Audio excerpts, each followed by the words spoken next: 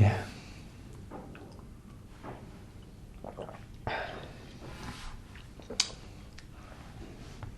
Der er gang i den for tiden, hva'? Ja, det må man sige. Ja. Det skal nok, det går lidt stærkt. Det er ret nok lige at kunne sætte sig ned og få en kop i ny og næ, bare lige at slappe lidt af. Ja, udover alt det kaffe, man drikker, når man sidder oppe Det er rigtigt. Skål. i kontoret. Skål.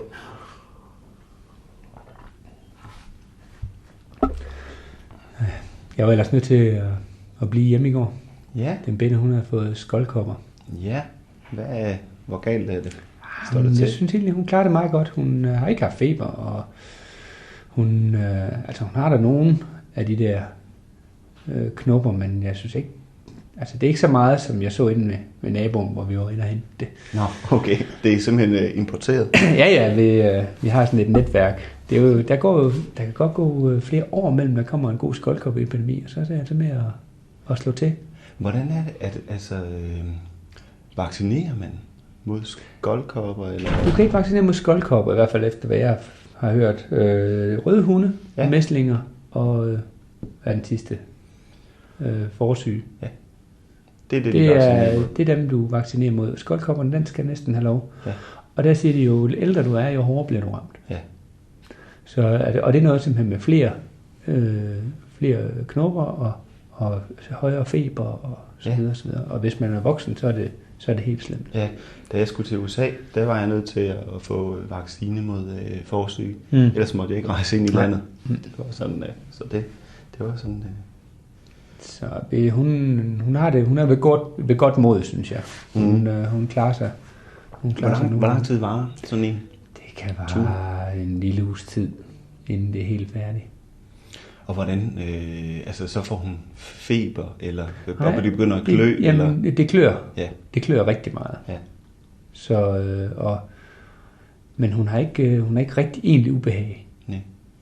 Det er jo altså altid... Det er meget billigt sluppet, synes jeg, fordi jeg har hørt mange, der ligger og har høj feber i flere dage i træk. Ja, og krasser hul på de der, hvad det hedder. Ja. Jeg købte sådan noget zinksalve på sprayflaske. Okay. Ligesom solcreme. Ja. Så sprayer man simpelthen de der små knopper der, og så får de lov at størkne. Ja. Og så reagerer hun ikke på det.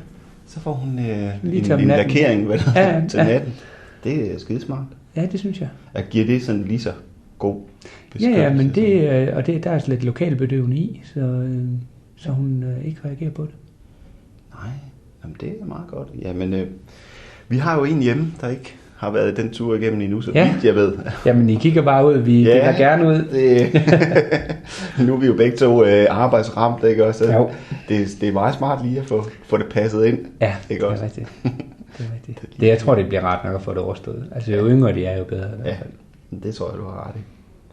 Altså, jeg synes, jeg kan huske med Emilie, at hun egentlig ikke mærkede synderligt til det.